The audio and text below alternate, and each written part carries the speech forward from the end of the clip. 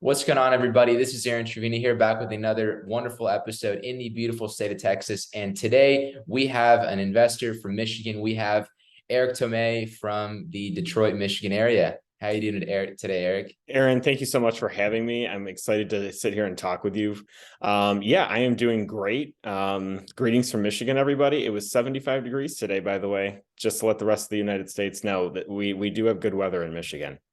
It's funny. I was just going to ask you if you were staying warm, but I guess y'all are doing all right. Oh my gosh, are you kidding? It's suntan weather here. People wear shorts in Michigan when it's 45 degrees, much less now at late October at 75. So it was a beautiful weekend, beautiful day, and it's been fantastic weather here.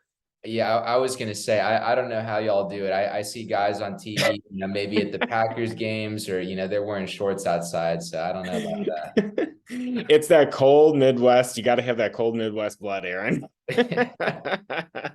That's awesome. I love it. But I'm interested. Obviously, I'm thrilled to have you on the podcast, and I find it interesting. You wear a lot of different hats. Real estate it isn't your I guess you're the first profession that you came into. If you wouldn't mind, could you kind of give us a bit of a background on who you are and what you do? Sure, absolutely. And you're 100% right. I am originally and still am actually, I've been a physical therapist for 21 years in the Metro Detroit area. I've been doing real estate. I consider it full-time for probably the last 15 years. I kind of just had two full-time jobs for a while, and it's easy, but a bit of a balancing act, to juggle that sometimes. My profession is treating people and helping people, and real estate is much like that. You really are solving problems, providing solutions to people, and really giving them a sense of family and community with the problems that you can solve, because really people care about three things: their family, their health, their money, and where they're living. I guess so that's four. So I really can't do math that well, right? So but that's really what they're concerned about. And honestly, real estate is truly a blessing because it solves a couple of those major life stressors for people. Absolutely, well said. And it's interesting how you have that outlook or that perspective, really kind of seeing that as a necessity, and really filling that gap and giving people a great service. Yeah, you know what? Honestly, real estate to me, Aaron, does not feel like work.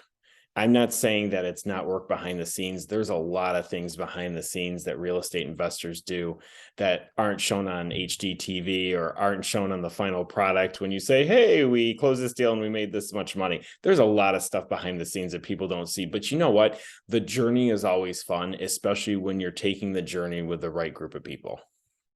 Definitely. And not only that, kind of that group of people, but I guess kind of to piggyback off that, one interesting word you mentioned was community.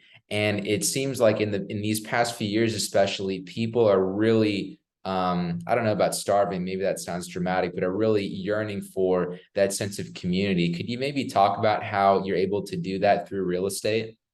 Yeah, it's a great question, and it's so important. I think it's a very underutilized concept, because when you provide housing and shelter to people, you are helping and building your community, whether it's in your hometown or whether it's in someone else's hometown. You are providing a valuable service to people that you might not think of as the real estate investor, because you're worried about so many other things: the numbers, the project, the contractors, the investors, the money. You're worried about so many other things, but really the bottom line is we all do it to provide a service for people.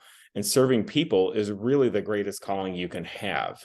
So that's what I've been blessed to do here, mostly in Michigan, certainly in some other areas of the United States.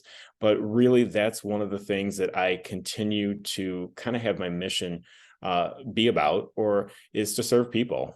I do it in my regular job, and it's just a very easy transition to do it into real estate. And that's why it excites me, because you can do it in so many different ways and so many different avenues. Definitely. And I was going to allude to that as well. Really the key words there that you mentioned were serving people, right? And I think it's so cool how you're able to do that, obviously, as a professional, during, your work as a physical therapist, but also on the real estate side. And I know we talked about it before our session here. But it's not very often that we have someone on the show that's also an author. And there's a book titled that you wrote, and it's called "I Miss My Dad." If you wouldn't mind, would you tell the audience a bit more about what motivated you to write this book? Yes, I absolutely will. And thank you for bringing that up. Very few people know that I am actually an author, and I do not necessarily publicize it or tell people about it, not because I'm not proud of it, but it's just, one part of, many parts of my life. But yes, so the reason I wrote that book was my dad, unfortunately, passed away of a massive heart attack unexpectedly in January of 2006. I Miss My Dad was my way of providing closure to myself, to write that as a process of healing, because again, you are really, really trying to process anytime you have a major loss in your life. So that was my way of processing that huge loss in my life, was to write a book.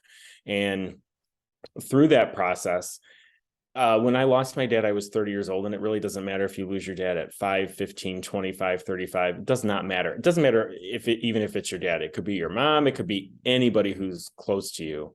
Everyone's going to handle that grief a little bit differently and process that grief a little differently. And really, it catapulted me into, believe it or not, real estate investing, because in 2007, that's when I actually started my real estate investing career. And it was because of my dad. My dad had a business and had a company when he died, and the company's still going on. So the business part of me and the entrepreneurial spirit was always in me, and I think that he instilled that in me. And I'm eternally grateful that he did, because I feel like it's brought me to so many different avenues. But writing that book was almost a cathartic experience in terms of launching my career as a real estate investor and entrepreneur. So it was something that I'm very grateful that happened, even though the situation surrounding the book was certainly challenging and tough at times. Absolutely, Eric. And I find that so interesting how you mentioned the word cathartic, right? It gives you a sense of, I guess, that relief, that closure that you were yearning for. And I'm curious as well, when you put the pen to the paper, did you anticipate this becoming a full-fledged book, or are you just kind of scribbling? No, I did not at all think that this was going to become a full-fledged book. But you know what, though, when you have time to think and you've got a pen and paper in your hand, my goodness, what comes out on, first of all, it was a little notepad, then it was a notebook, then it was a couple notebooks. And I'm like, you know what? I think we got a book here. I don't know how many people are going to read it, but I think we got a book here. So I actually, and I never did it, Aaron, for sales or for anything like that. I truly, truly did not. I think I sold only about maybe like 600 copies. But what happened was, believe it or not, in 2007, to promote the book, I started a Facebook page.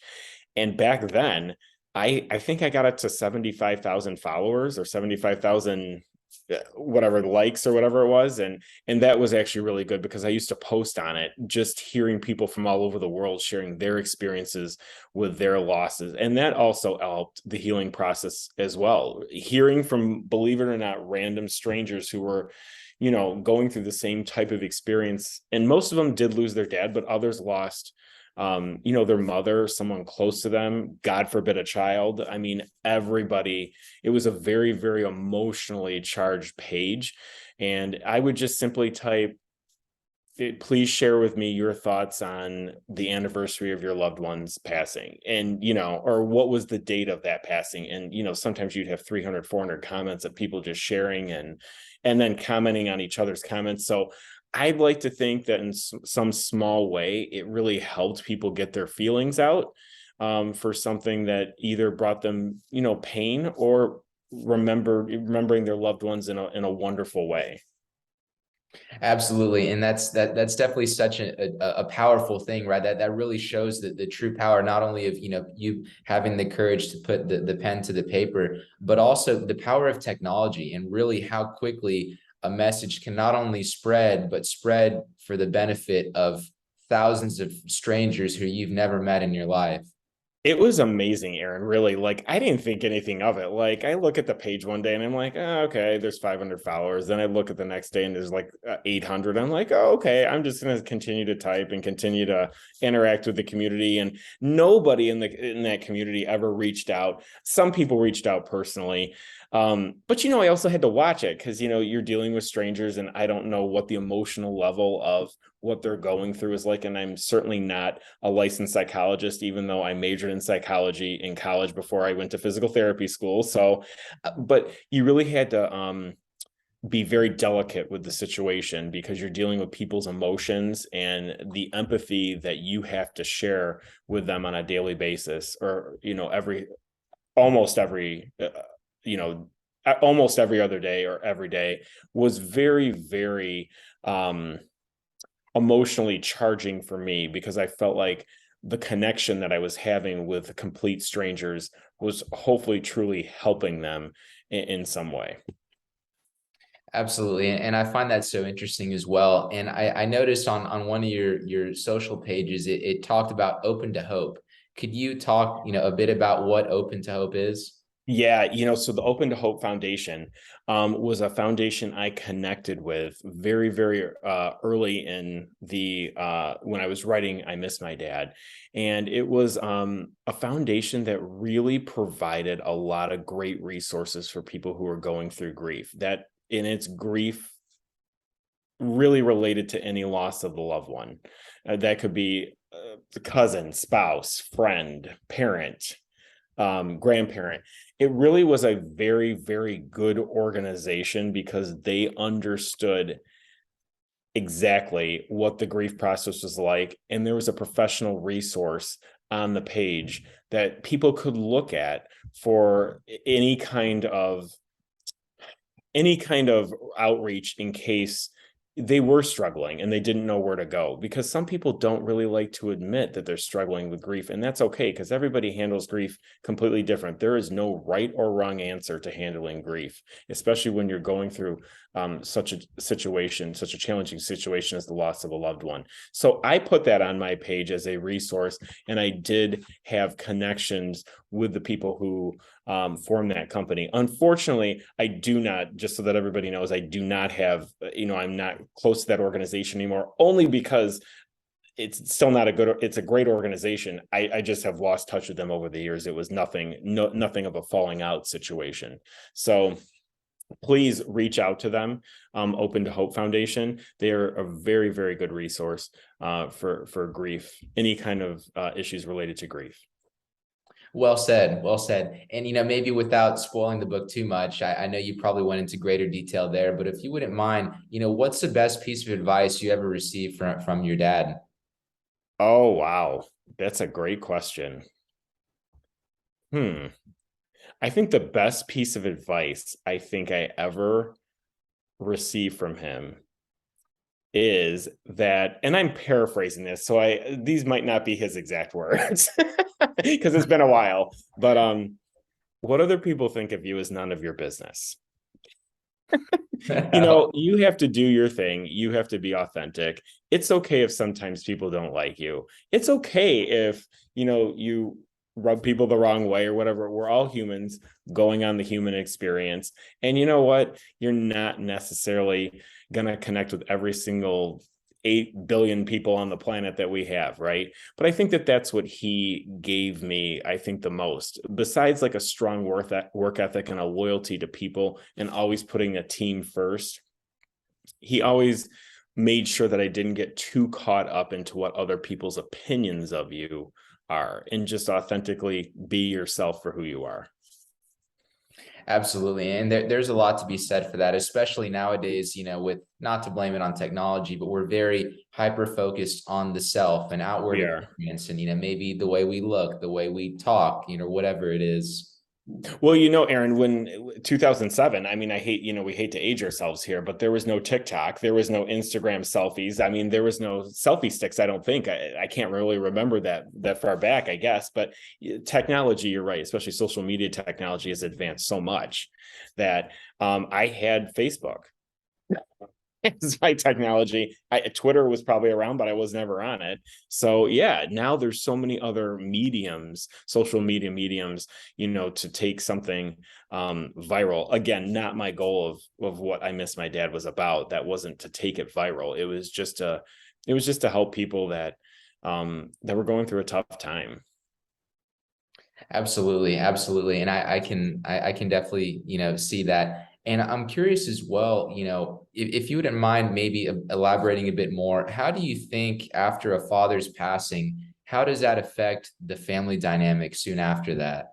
Oh, great question. And I can just give you my experience with my family. So my dad was the head of a company. He was the owner of a company, and it was an unexpected death. And I will tell you this. So I am the only son in the family. I have two sisters. Thankfully, thank God my mother is still alive. Um, but it was complete upheaval. And I literally looked at myself in the mirror probably about an hour after I realized that he died. And I thought to myself, okay, well, this kind of seminal event that happens in your life is either going to tear the family apart or it's going to bring you closer together. Thank God it brought our family closer together. But I will tell you, I did not feel like a true adult until that happened. And I realized it's like, okay, you're the driver of the bus now.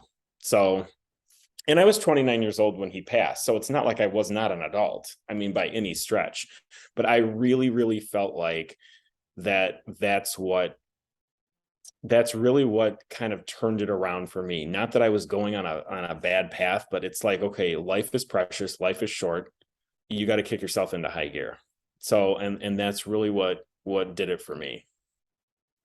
So Absolutely. yeah, in answer to your question, it changes a lot, and your role in the family changes a lot. Mm. Everybody looked to my dad, for not everybody, but most people look to my dad to fix things around the house, to handle finances, to do those kinds of things. That wasn't around anymore. And my grandparents, his parents were still alive when he passed. So it's a little it's a little bit of a role reversal when you're taking on some adult roles with your grandparents. So it was Mm. something that I adjusted to, because you have to adjust to the situation. But it was good, but it was a little weird at first. I'm not going to lie to you. I mean, it takes a little bit to get used to, but you grow together and you grow stronger together, and you move forward and in the memory of your loved one. Absolutely. And, I find that so interesting as well. It reminds me, I want to say it was Bronx Tale. There was an Italian mafia movie and it was, And I'm half Italian, actually. are you So really? I'm 50% Italian. My dad was actually born right outside of Rome. Oh, wow. Okay. That's Yeah. neat. I guess Yep. maybe this is sort of fitting culturally, but Um, I want to say it was after, I want to say it was at the end of, was it Bronx Tale? It was one of the Italian mafia movies. And they said that for, a true man to live, his father would need to be gone. Do you think there's some validity to that? I don't know, Aaron, because you know what? Honestly, if the situation was reversed, of course you'd do anything to have your loved one back. And honestly, and I'll be perfectly honest with everyone who's listening to this, my dad and I did not have the greatest of relationships. We were very opposite. And it's not that I didn't love him. It's just that we could not find a lot of common ground. And I know that that's obviously the case for some people, not all. You love and revere your parents, but sometimes there's things you just clearly don't agree on, and you're opposite, and sometimes opposites attract, and sometimes they don't, and that's life, and that's okay. But to get back, answer your question, for me, I found that was true. I don't know if that's the way that everybody feels, again, because I think grief is such an individual process, and how you process that is really how you're going to live the rest of your life and kind of set the precedence for you and your family. So certainly for me, I felt that, but I don't know if I can say the same for everybody in every single situation. Absolutely. And I love that distinction there, how it sounds like you're saying this isn't, processing that sort of grief and that sort of despair. It's not a one size fits all. Everyone thinks and acts differently. Absolutely. For me to sit here and say that, this is my way and everybody should do it my way is completely ridiculous. I mean, everybody is an individual and everybody can process it, and no way is ever good or bad, right or wrong. It's how you as the individual process a major life event like that. Absolutely. And, obviously I'm certain those were, as you probably alluded to in your book, those are probably some pretty tough times for you, kind of taking the reins and all these new transitions in life. But it didn't keep you down. Obviously, it catapulted you into where you are now. And if you wouldn't mind describing, I'm sure there was a lot of initial turbulence in the very beginning. Could you maybe describe the sort of momentum that you got to be able to get you even started in the real estate business?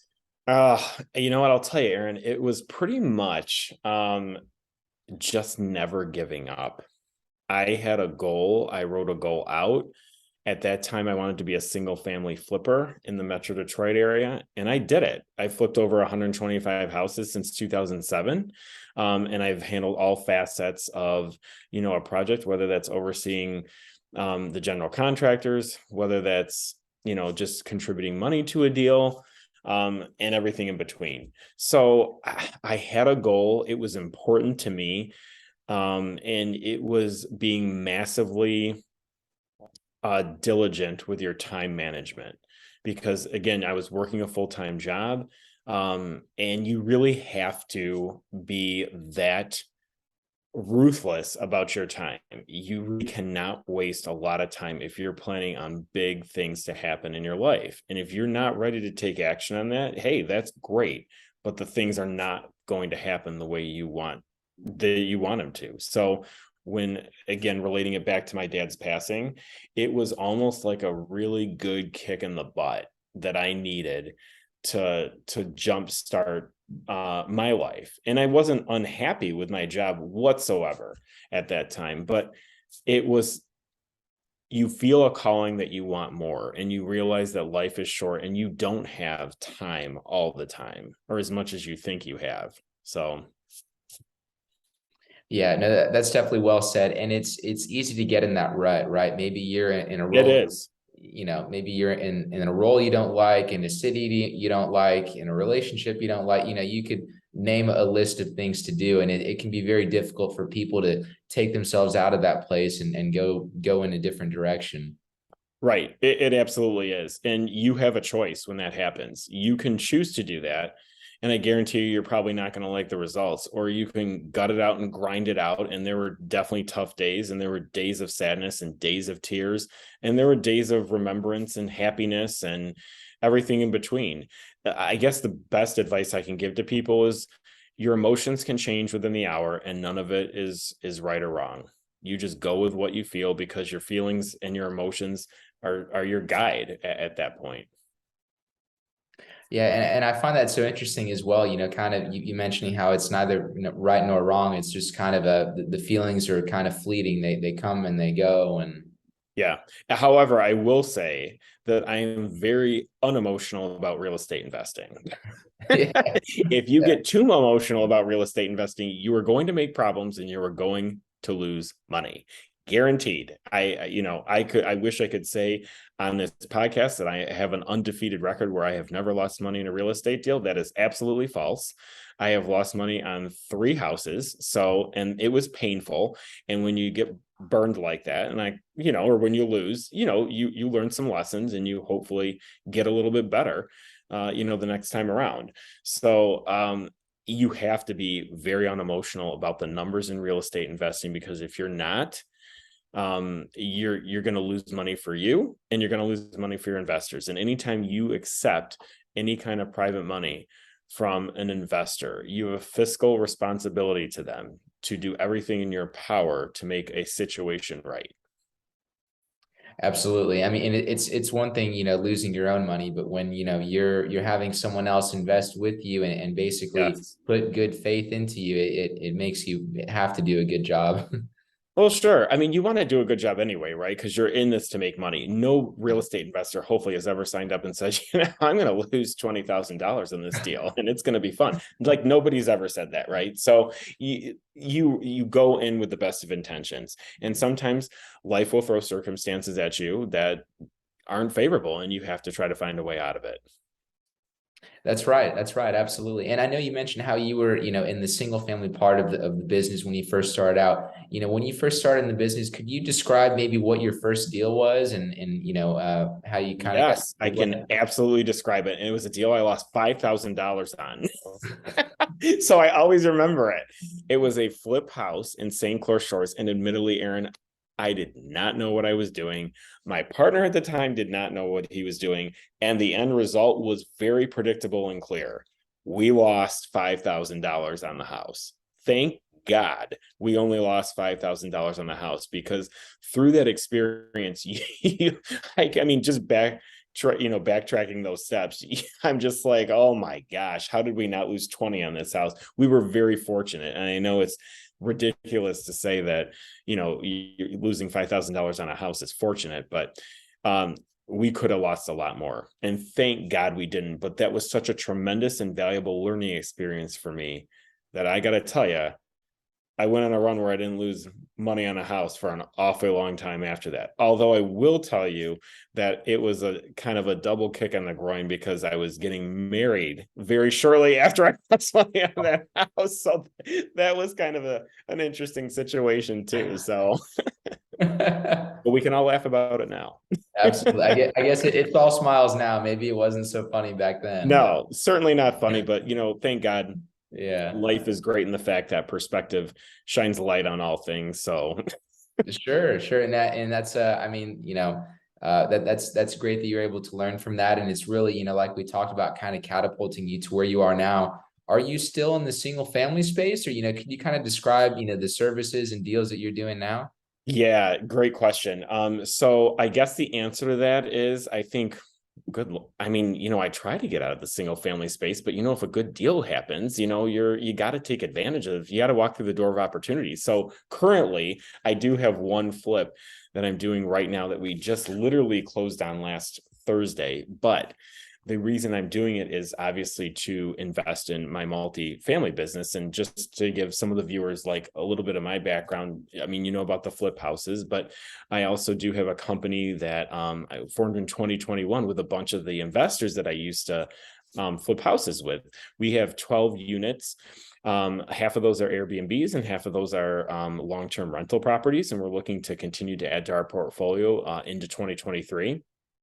I own a 5 unit in Ypsilanti with another partner. And that's probably about, for people who don't know where Ypsilanti is, and I don't really expect anybody outside of Michigan to know that, it's probably about an hour west of Detroit. It's by Ann Arbor, where the University of Michigan is, if that's a good frame of reference. I'm a limited partner in a 108 unit apartment deal in Kansas City. And I'm a co-owner in an 8 unit Airbnb hotel in Desert Hot Springs, California.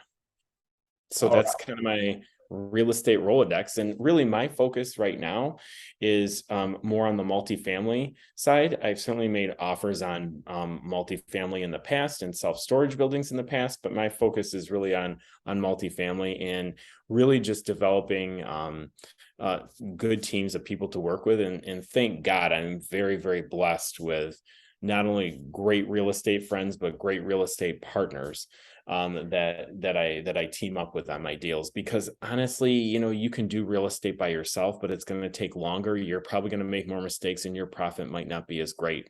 Because taking that journey with other people, they provide perspectives that you might not see, and that could really help in a deal. Absolutely. And, I had heard this, I guess, a number of years ago. You've probably heard people say that real estate's a team sport. And when I It would hear is. that, when I would hear it, I would almost kind of cringe. It almost kind of sounded, kind of corny, or kind of, kind of beaten down, but there's a lot of truth to it. How are you able to kind of build that good team of people to be around you? And it's such a great question, Aaron, because I got to tell you, some partners that I partnered with have been absolutely fantastic, right? And some partners, you know what? We're all human, and some partners can slip right under the radar and not be so great, right? So I think I think every real estate investor can probably tell you of an experience of a real estate transaction that probably didn't end up as favorable as they would have liked at the start when they started the project. But I can tell you that knowing on a personal level your partners as much as possible is usually the best way to go about it. If you have similar values, similar goals, and you can spend maybe about 1.5 to 2 hours over dinner talking about life and goals, and the conversation flows, and you really just get a sense of good energy and a good vibe from people, then that's something to probably pursue. Someone's probably telling you something that's probably a good thing. Now, every single person do I meet, do I get that vibe from? No, doesn't mean that they're bad people. It might just mean that, we just don't vibe on or jive on that level, which is completely okay, right? But picking your partners is just an absolute fundamental key to being any kind of success in real estate. Absolutely. And when you talk about success in real estate, maybe someone can define that as my net worth, my portfolio, my Sure. cash flow, all these different words. What are you looking to build? What are you looking towards in the future? Yeah, that's a great question. I think everybody's definition of real estate success is completely different. Exactly how you said it, right? So to be perfectly honest, I mean, my goal, and I know this is such a cliche, but my goal is to achieve really financial freedom and to establish a legacy for myself and my family long after I'm gone. So honestly, I would like to clearly one day replace my income at my clinic. Again, not that I don't love being at the clinic, but that's my goal right now in life, and to continue to build my real estate portfolio, because I got to tell you, doing great deals with cool people is just a lot of fun. So my goal in 2023, to get a little bit more specific, I don't even have a set number of doors that I want to get or units that I want to get. Ideally, my goal is to probably participate in 3 to 4 projects in 2023, or the rest of 2022 going into 2023. That would be my goal. Absolutely. And I love it. And I had to ask because, I guess as we kind of spoke about, I guess the quote unquote word success can mean many different things for different folks. Right. Honestly, I mean, it would be, I've never been able to do real estate, Aaron, what would be considered full time, like 9 to 5, whatever you want to call it, right? I've always just been doing a juggling act for most of my life. So it would be cool to transition into that experience at one time or another, hopefully sooner than later. Okay, absolutely. And maybe we'd kind of spoken a bit about it before, but in this particular part of the real estate business, deals you're wanting to do, what's the most rewarding part about doing those deals and being a part of these deals? I would say that the most rewarding part of any real estate deal is taking something from nothing, building it up, and seeing it turn into a success. Yes, the closing day is great because you get the money and the check and everything, but it's the journey there. It's the stories you tell. It's the problems you solve at 1 a.m. when nobody's around, that you really feel a sense of accomplishment, and that you're really taking control of your future and you're really the driver of your own bus. So that, to me, it's more, I guess I just enjoy the grind of the journey more so than anything, Aaron, which is, again, the checks are great. Everybody's happy. But I have said this to many people before, and I'll say it to everybody now. Real estate is kind of like my drug. Like, when you have it, you're glad you have it and you want more of it. But when you don't have it, you're always looking for it. And you want more of it. So that's how much I like real estate. Yeah, yeah, absolutely. And it's funny. I've always wanted to study more about very high performers. I don't have you ever heard of Tim Grover? He coached the late Tim Kobe Bryant. Grover. I haven't actually. Yeah, The name doesn't ring a bell. yeah, he's actually I haven't read any of his books, but I've just kind of heard a few of his little videos. And he was basically the man behind the man. He was the guy that was training Kobe Bryant, and he was talking Oh, about, wow. when you're studying these very, athletic, or not just athletic, but also these very high performers, they think in a way that maybe their peers wouldn't. So I find that pretty interesting.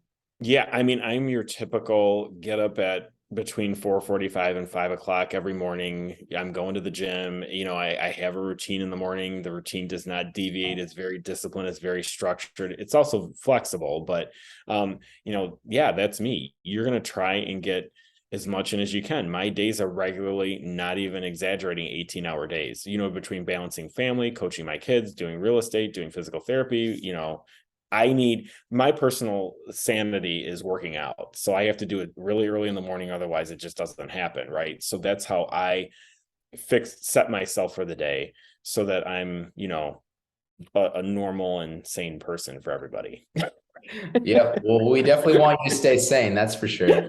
And I'm that's funny. I love it. Maybe there's I guess kind of talking a bit about what we talked about before. Maybe someone is going through that period of loss, that period of grief, that period of hard times. That we all kind of stumble upon. Throughout life, that going through those hard times, and they're looking to get into the real estate business and have a good amount of success in it, like yourself. What would you tell them? I would tell them to surround yourself with great people who have already done what you want to do. I think that that's the best thing that you can do. And that really goes to the power of networking. I know networking is, another buzzword, but really establishing great relationships with people who've already done what you have done, I think is the best gift you can give yourself if you're just starting in the real estate investing world. And there are people who are willing to donate their time, their resources, etc. They are out there. Now, it might not be the first person you talk to, but it might be the 10th person you talk to. And just don't ever give up. If you feel like this is what you really want to do and you got a burning desire in your heart to do this, then go for it. Do what you need to do. Seek what you need to seek. It will happen. It will just not be probably on your timeline, but it will be on a timeline. It just might not happen fast enough for you. Because again, we all have timelines. I'm guilty of this too. And I always want things to happen quicker than they are, but things happen when they're supposed to happen, not when you want them to happen sometimes. Yeah, that's definitely well said there, Eric. Maybe someone's listening, they're in Michigan, they're down here in Texas, another part of the country, and they want to connect with you. Are there any, last words you could kind of give our audience? Yeah, honestly, thank you so much, first of all, for having me on here. And this has been extremely enjoyable connecting with everybody. Honestly, I'm pretty much an open book. My email is my first and last name at gmail.com. Please reach out to me. I'm also on Facebook as well. If I can give any piece of advice to anybody starting out or the experienced real estate investor is be yourself, be your true self, and let the cards fall where they may, because you're going to like the fact that you can have success on your own terms. Absolutely. And I think that's a wonderful way to end our show here. Eric, I know I mentioned it before. It's been great to get to know you a little bit about your background, kind of your story, and dealing with those hard times. And really just, I think everyone loves that story, that guy who goes through those hard times and ends up a victor or a champion like yourself. So thank you again for coming on the show. Oh my gosh. Thank you, Aaron, so much for having me. I appreciate you, your audience, and the time that you've given me. And I really appreciate the opportunity. Sure thing. We'll talk to you next time. Sounds great.